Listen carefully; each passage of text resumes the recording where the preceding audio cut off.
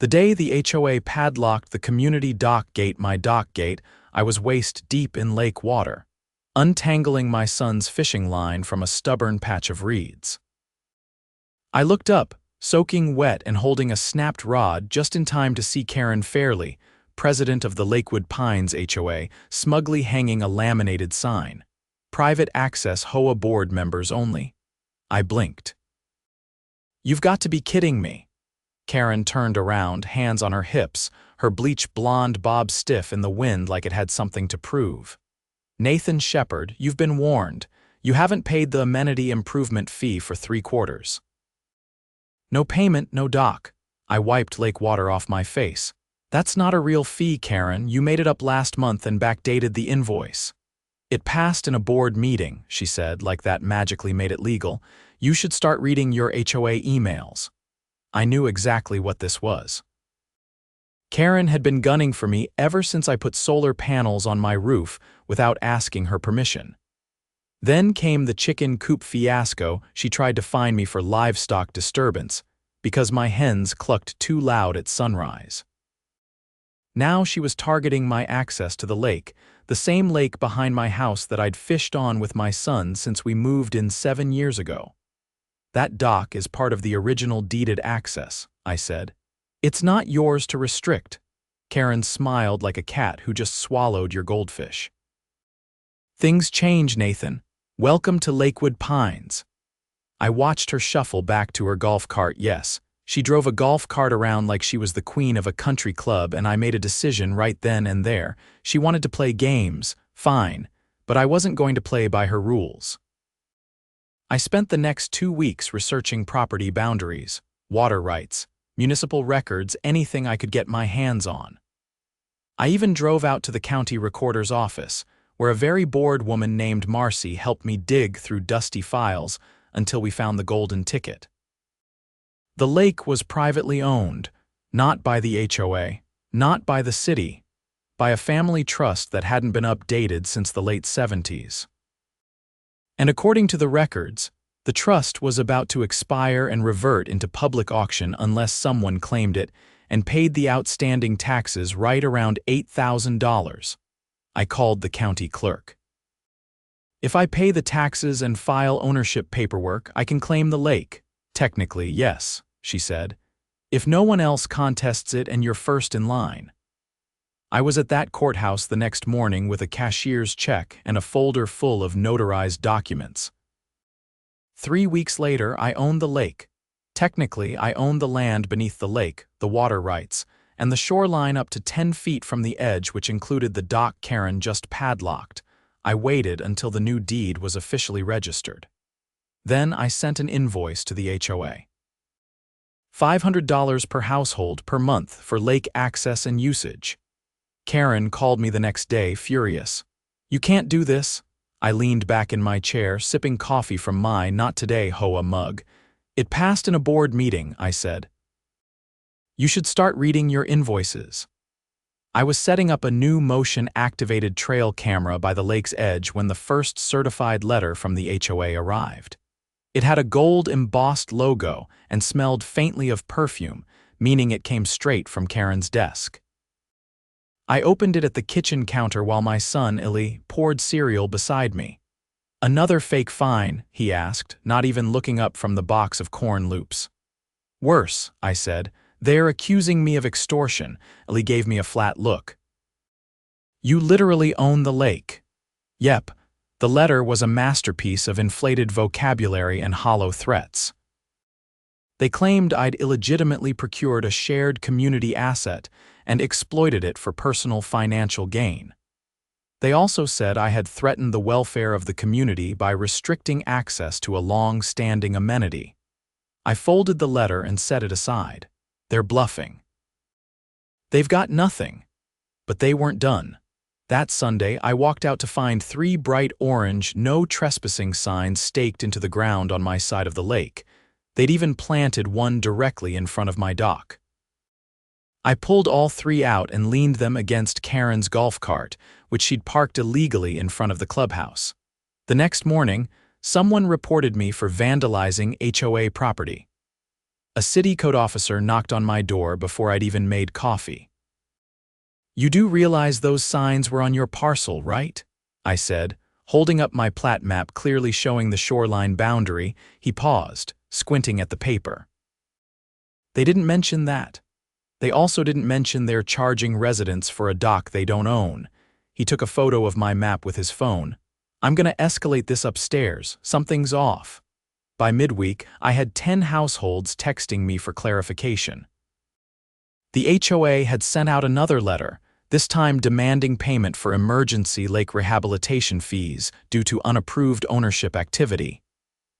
They made it sound like I'd poisoned the water or built a dam. That's when I realized what they were doing. They weren't trying to win. They were trying to bury me in noise.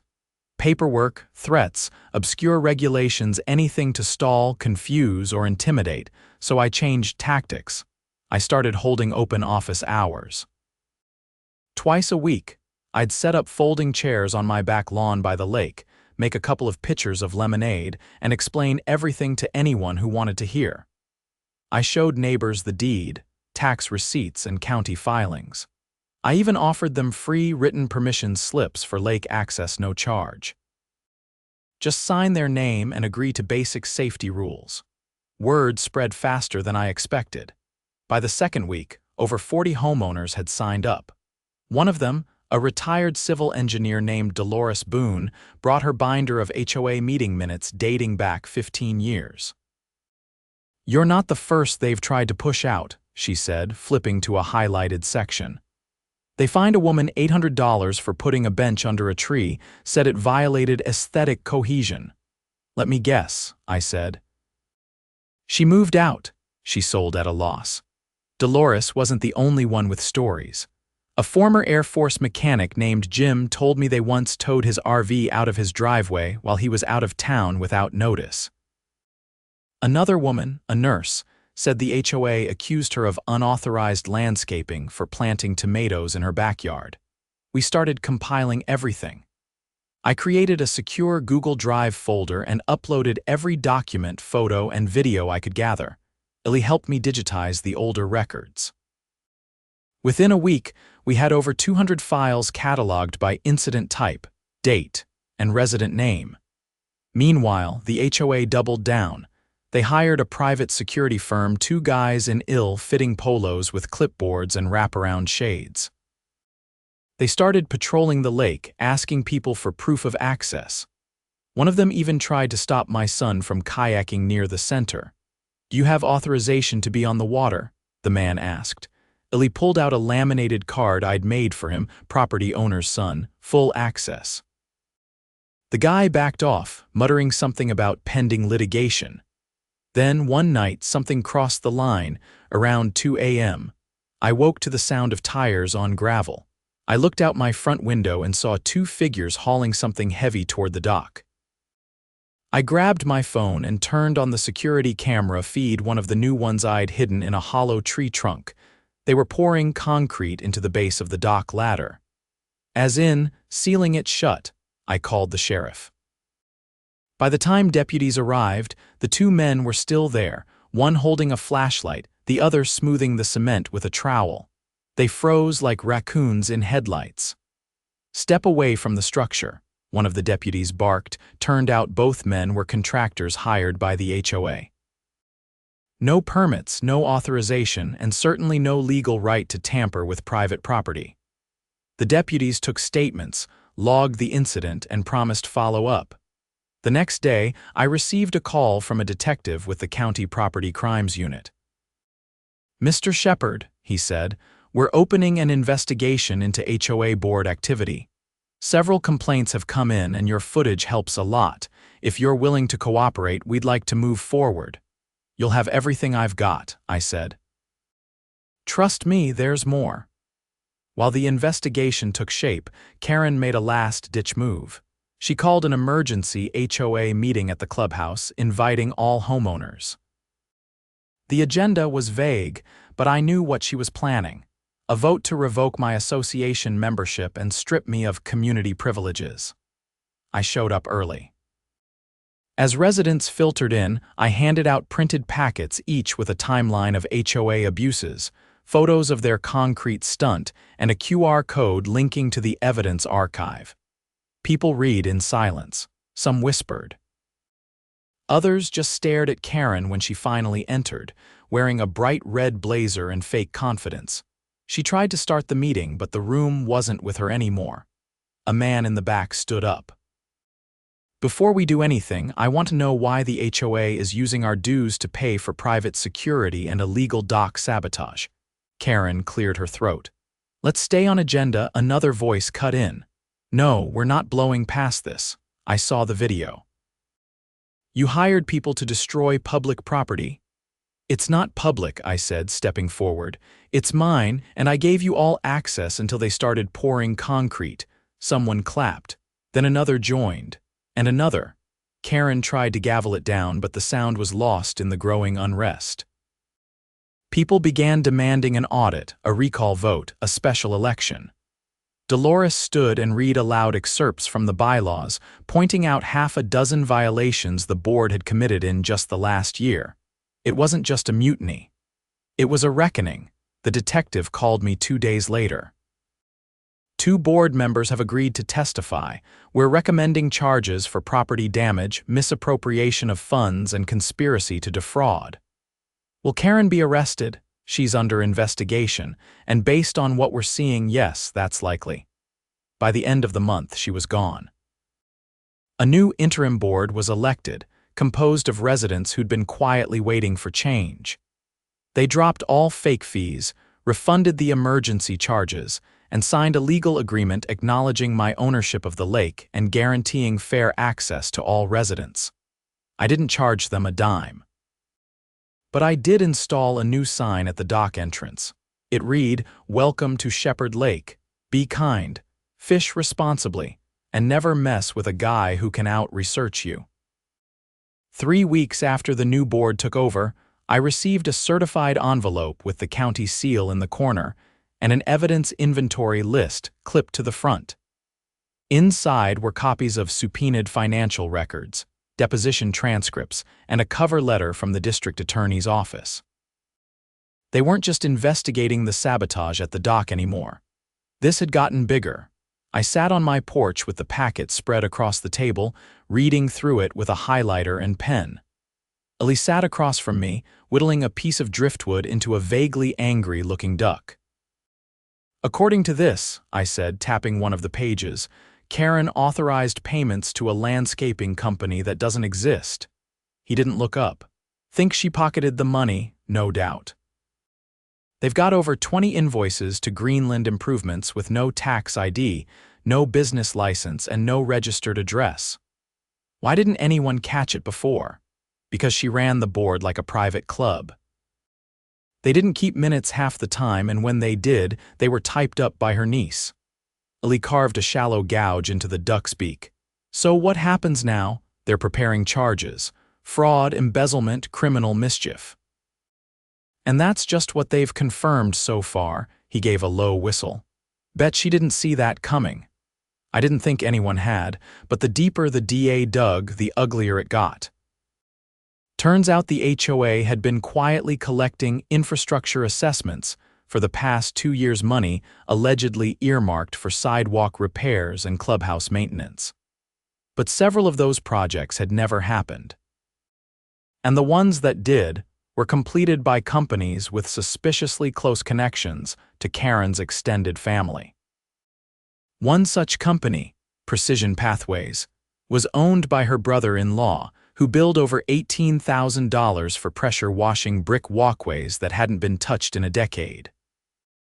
Another contractor, Sunset Property Solutions, had submitted invoices for tree trimming on lots that were completely treeless.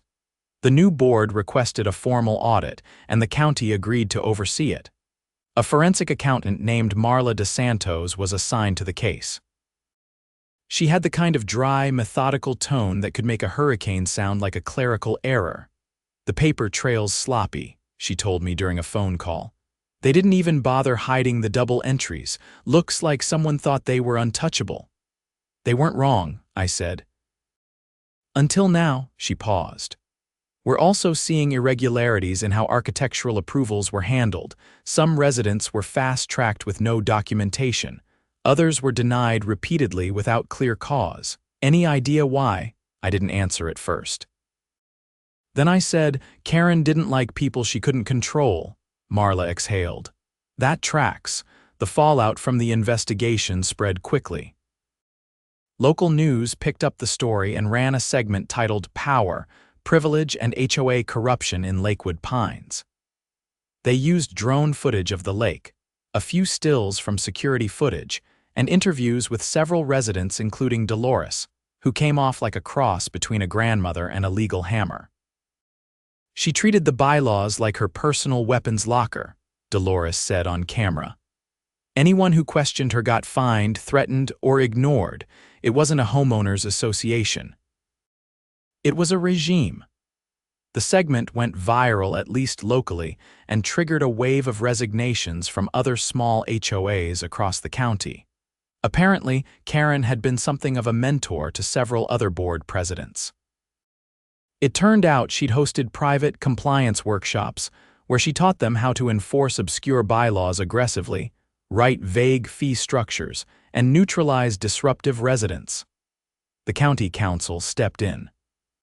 A new ordinance was proposed requiring all HOAs in the region to submit annual financial disclosures, open their meetings to the public, and allow third-party audits for any assessments over $5,000. The vote passed unanimously. Back at Lakewood Pines, the community was changing. The new board began dismantling the petty restrictions. Karen had championed rules about curtain colors, mailbox heights, and even the exact angle at which trash bins had to face the curb. People started repainting their homes, planting what they wanted, and talking to each other again. One afternoon, I was walking back from the dock with Ali when we passed Jim's house. He was out front, finally adding the extension to his driveway that the HOA had blocked for years. He waved a trowel at me. Still charging us for lake access? He asked. I grinned. Not unless you start pouring concrete in the middle of the night, he laughed. Fair enough. Still, not everyone was ready to move on. One evening, I got a call from Deputy Langston, the same officer who'd responded the night of the dock sabotage. We've got a situation, he said. You're listed as a witness in the case, so I wanted to give you a heads up. What happened? Karen tried to file a civil suit against the county for defamation, claimed she was the victim of a smear campaign. The judge dismissed it immediately, but get this, during discovery, they uncovered a hidden account in her name holding over $70,000. From the HOA, looks like it, transferred in small amounts from different vendor accounts. She's being charged with felony theft and obstruction. I leaned against the porch railing. How long's she looking at? Could be up to 12 years, and the DA's not in a forgiving mood. I didn't say anything for a moment. Then, thanks for the update, no problem. Oh, and one more thing. That lake, word's getting around. The county commissioner's office is interested in making it a protected habitat. They might offer you a conservation easement. I raised an eyebrow. What's that mean for me? Tax breaks. And a plaque with your name on it. After the call, I went down to the dock. The sun was dipping low, painting the water with ribbons of orange and gold. A couple of kids from the neighborhood were skipping stones near the edge. I gave them a nod and they nodded back like we'd always been on the same side. Ellie joined me a minute later holding a folder of sketches. Thinking of building a little bait shack, he said, flipping through drawings. Nothing big. Just a place to keep gear and maybe sell worms. You planning to run it yourself? He shrugged. I mean, yeah, could be fun. I looked at the lake, calm, peaceful hours. Make sure you file the right paperwork, I said. We don't want the new board giving you grief. I already talked to them. Dolores said she'd help me draft the permit. I laughed. Of course she did. He stood beside me, watching the kids along the shore. You think it's over? Not really. There'll always be someone who wants control. But at least now we know how to push back. He nodded, then pulled something from his pocket, a brass key on a leather cord. What's that? Key to the dock gate. I made a few extras. I took it from him and turned it over in my hand. The metal was worn but solid, reliable. "Keep some in the bait shack," I said. "One for anyone who needs it." Already planned on it. We stood there for a while, not talking. The lake lapped gently against the posts, and a heron glided low over the water before disappearing into the trees. Justice had taken time. It had taken patience, research, and more than a little grit. But it had come. And for the first time in a long while, the lake belonged to everyone who respected it, not just those who tried to control it. The first official meeting of the new HOA board was held in the community clubhouse, this time with every seat filled and the doors left wide open. No more closed sessions. No more whispered decisions. The crowd was a mix of cautious optimism and lingering mistrust, but there was something else in the air to relief. The storm had passed, and now everyone was waiting to see what would grow in the quiet that followed. Dolores stood at the front, reading glasses perched halfway down her nose, gavel in hand. She wasn't the president. She'd refused the nomination, but she'd agreed to chair the meeting until the new officers were elected. Her voice carried without needing a microphone. "All right, neighbors. First item on the agenda, vendor reevaluation and contract terminations. We'll be reviewing every contractor Karen and the prior board hired over the last 3 years. A murmur rolled through the room, but Dolores didn't pause. "I've prepared a list of 34 companies. We've already confirmed that 9 of them are either inactive, unlicensed, or registered to P.O. boxes with no physical presence. The rest will be reviewed for duplicate payments, conflicts of interest, and service completion." A man in a denim jacket near the back raised his hand. "How far back are we checking?" 5 years, she said. "And if anyone here has records we haven't seen, photos, receipts, emails, please bring them to the committee. We'll be documenting everything." I sat in the second row next to Jim, who had installed proper lighting along his driveway since the restrictions were lifted. He leaned over. "Think they'll refer any of this to the DA?" I kept my eyes on Dolores. "If they find what I think they'll find, they won't have a choice." The next few weeks were a whirlwind of disclosures. The audit team, supported by a rotating group of volunteer residents, uncovered a staggering pattern of fraud. One contract stood out: nearly $50,000 paid to a firm called Civic Harmony Solutions for neighborhood morale initiatives. Not only had no such programs taken place, but the account routing number led directly to a private bank in Naples, Florida. The district attorney's office reopened the investigation, this time expanding it to include wire fraud and money laundering. A federal agent joined the team, citing the interstate financial transfers as grounds for federal jurisdiction. I was contacted for a formal deposition, which I gave under oath in the county courthouse, seated across from 2 assistant DAs and a representative from the Department of Justice. They asked about the timeline, the documentation chain, and how I discovered the ownership loophole regarding the lake. They wanted to know who had access to the HOA's financial software and how the prior board had approved expenditures without quorum. I gave them everything I had, including the time-stamped backups from the night Karen's contractors tried to sabotage the dock. 2 weeks after that deposition, federal charges were filed. Karen was arrested during a trip to her sister's house in Georgia.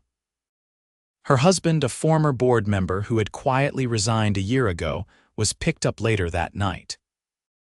The indictment was over 70 pages long and included charges of wire fraud, falsification of financial records, obstruction of justice, and conspiracy to commit criminal enterprise under the RICO Act. The news spread like a brush fire. Local outlets ran the story for days, and then a regional investigative program picked it up. I declined interviews, but Dolores spoke on behalf of the community, calm, composed, and devastatingly precise. She named every violation, cited every code, and made it clear that this wasn't about revenge. It was about accountability. The new board voted unanimously to dissolve the old contracts.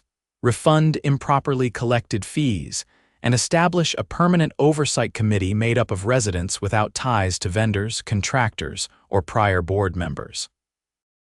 They called it the Community Transparency Panel, but the most radical change came quietly.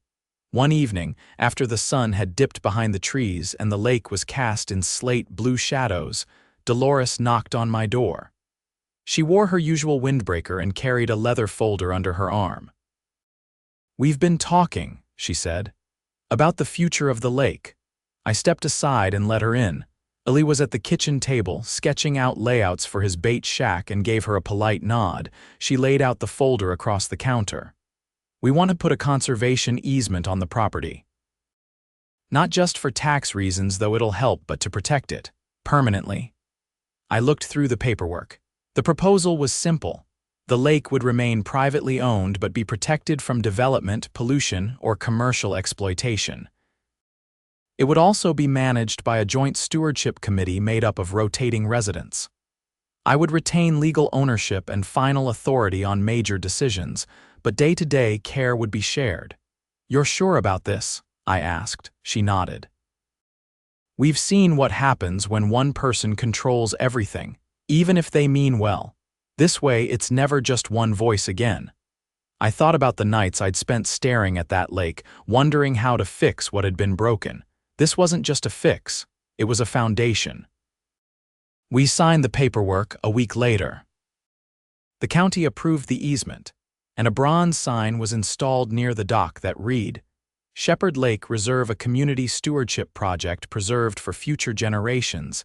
Ali painted a small mural on the back of the bait, shack a heron in flight over lily pads, with the words "Still Ours" in bold letters beneath it. Life settled into something like normal.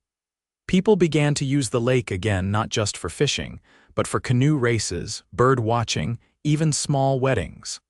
The dock was reinforced, benches were added, and a community kayak rack was installed beside the trailhead. The HOA, now under entirely new leadership, held quarterly town halls with full transparency. They posted meeting notes online. Budget drafts were open for feedback, and every board member was required to attend a public ethics class hosted by the county. One afternoon, as I was planting a line of young cypress saplings near the edge of the water, a man in a crisp navy suit approached. He introduced himself as a liaison from the state's environmental board. "We've reviewed the conservation plan," he said, "and we'd like to nominate this site for our Community Environmental Excellence Award." I stared at him. "You give awards for not screwing up a lake," he laughed. "We give awards for setting examples." What happened here, it's the kind of story that reminds people they are not powerless. I didn't care much about plaques or ceremonies, but I knew the community could use a win that wasn't about fighting back, but about building forward. The award ceremony was small and tasteful, held at the edge of the lake with folding chairs and a rented microphone. Kids ran barefoot through the grass while parents stood shoulder to shoulder. Dolores gave a short speech. I said a few words. Ellie grumbled about having to wear a collared shirt, but later admitted the lemonade was decent. And then, as the sun began to set, the new board president, a woman named Arisley, who'd once been fined for hanging wind chimes, walked up to me with a folder. "We're closing out the last of the restitution claims," she said. "With the seized assets and insurance payout, we'll be able to reimburse every resident who lost money under the prior board, full amounts." I opened the folder and scanned the breakdown. They'd even included interest. "You did good," I said. She gave a tired smile. "We all did." The final restitution checks were mailed out the following week. Each came with a handwritten note signed by every current board member, not as an apology for someone else's actions, but as a promise that things would be different now. And they were. The lake was quieter some evenings, louder on weekends, but always alive. The bait shack opened every Saturday, run by Ali and two of his friends, with a rotating supply of lures, hooks, and gummy worms. A wooden donation box sat on the counter, labeled "Dock Maintenance Fund, Thank You." One morning, I found a folded paper slipped under my front door. No name, just a message. I used to hate living here, not anymore, thank you. I didn't recognize the handwriting. I didn't need to. Sometimes justice looks like a courtroom. Sometimes it looks like a quiet lake, a repaired dock, and neighbors who no longer flinch when the word HOA is mentioned. And sometimes it looks like a teenage boy selling bait by the water under a sign that says, "Still ours." The lake was never about the water. It was about who had the right to stand beside it and feel at home.